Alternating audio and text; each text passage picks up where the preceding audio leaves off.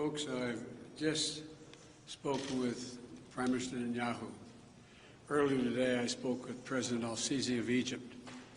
Prime Minister Netanyahu informed me that Israel has agreed to a mutual unconditional ceasefire to begin in less than 2 hours.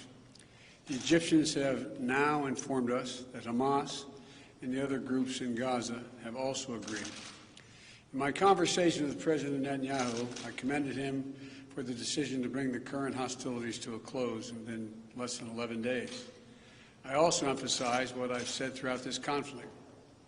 The United States fully supports Israel's right to defend itself against indiscriminate rocket attacks from Hamas and other Gaza-based terrorist groups that have taken the lives of innocent civilians in Israel. The Prime Minister also shared with me his appreciation for the Iron Dome system, which our nations developed together and which has saved lives of countless Israeli citizens, both Arab and Jew. I assured him of my full support to replenish Israel's Iron Dome system to ensure its defenses and security in the future. Over the last 11 days, I spoke with the Prime Minister 6 times. I've also spoken with President Abbas of the Palestinian Authority more than once, and part of our intense diplomatic engagement.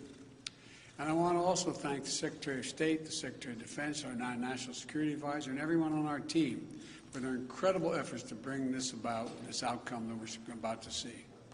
You know, we've held intensive high-level discussions, hour by hour, literally.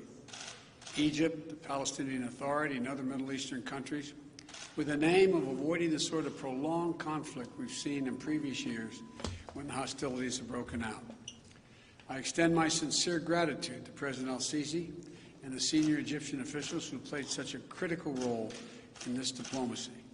I also appreciate the contributions of other parties in the region who've been engaged in working toward the end of hostilities.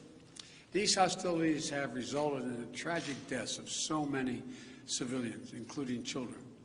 And I send my sincere condolences to all the families, Israeli and Palestinian, who have lost loved ones, and my hope for a full recovery for the wounded.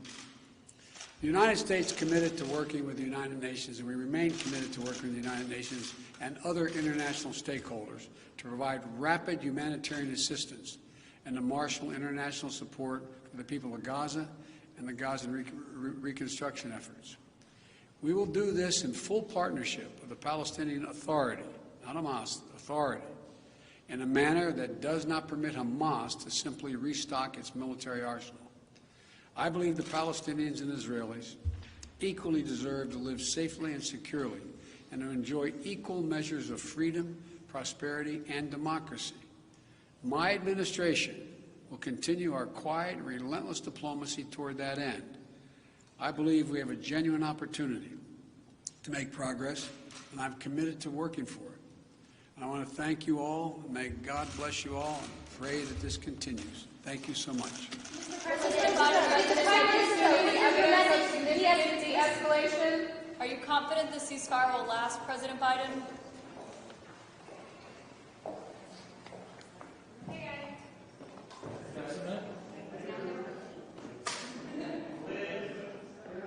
Right.